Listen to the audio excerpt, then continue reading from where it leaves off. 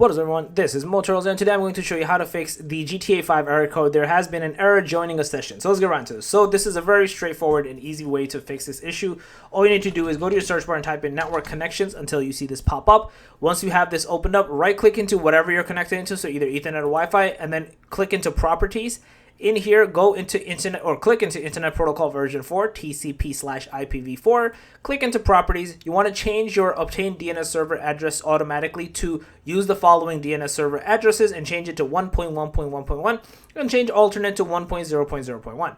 Press OK, press close, and basically restart your computer and then restart, well, computer's restarted, turn Rockstar Games Launcher or wherever you were basically trying to play the game from back on. You should be good to go, and you will not have that error persist any longer. So yeah, that's basically it. Again, once you guys follow these steps, you should be good to go. You should not have these errors persisting any longer. So yeah, that's basically it. If you guys are a video, please smash the channel, make sure to subscribe and click that notification bell. On that, Mo Tutorials out. Peace.